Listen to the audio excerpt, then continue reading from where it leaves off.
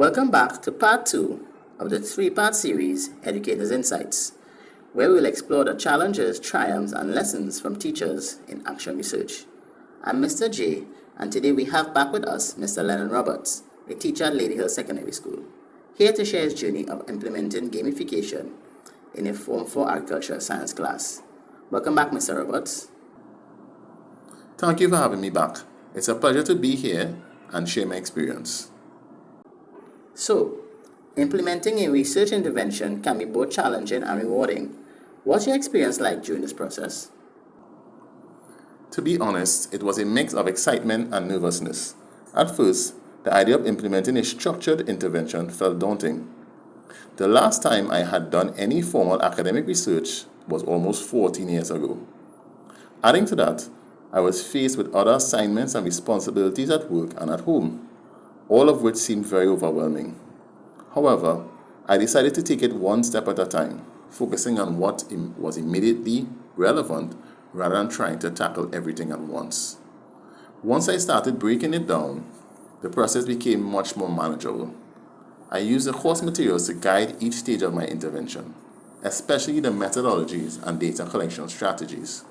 The detailed steps I had planned for implementing pre- and post-surveys, gamified platforms like quizzes and EducaPlay, and conducting student interviews really helped me stay on track. That's a great approach. Can you share any specific experiences or challenges you faced while implementing the intervention? One of the biggest challenges was adapting to the dual role of teacher and researcher. Managing the class while observing their engagement and participation required me to stay organized and reflective.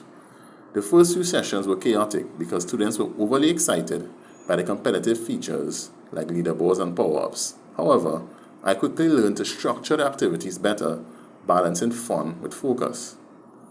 Another challenge was addressing disparities in literacy and numeracy skills. Many students struggled with reading some of the questions on quizzes, and that affected their participation.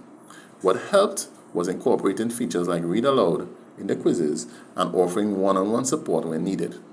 This was something I wouldn't have thought about if it weren't for the insights I gained from the course materials and lectures. That sounds like a learning curve both for you and your students. Were there any takeaways from the intervention process? Absolutely.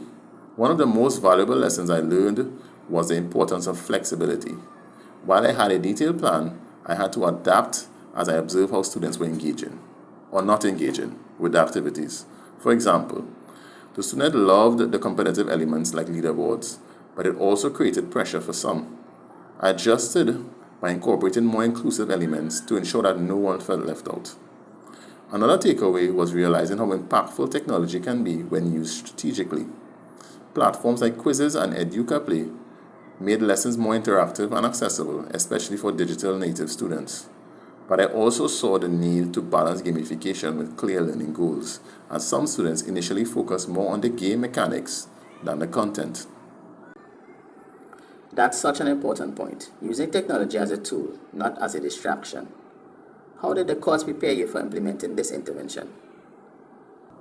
The course was instrumental. At first, it felt overwhelming, but as I worked through the materials, I realized how well they connected to my practice.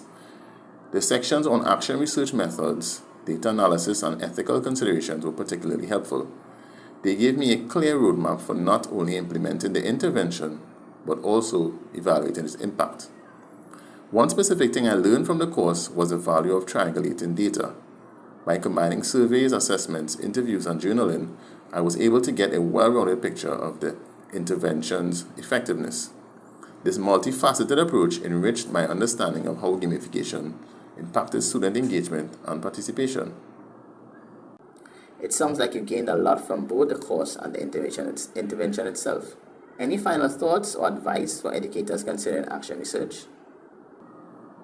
My advice again would be to embrace the process and trust yourself. It's easy to feel intimidated at first, especially if it's been a while since you've done academic research. But breaking into the manageable steps makes all the difference. Also, don't be afraid to adapt as you go. Action research is as much about learning and refining as it is about problem solving. And most importantly, you lean into your passion. For me, gamification was something I was already excited about, and that made the process enjoyable and meaningful. If you choose a focus that really truly resonates with you, the research wouldn't feel like a burden. It will feel like a rewarding journey. Wonderful advice, Mr. Roberts. Thank you for sharing your journey with us. Thank you, Mr. J. It's been a pleasure to share my experience again. I look forward to see you in the third part of the series. That's it for today. Episode part 2 of our 3-part series, Educators Insights. Join us next time for our third and final episode where Mr. Roberts will join us back in studio. Until then, keep inspiring your students and embracing the journey of learning. Bye.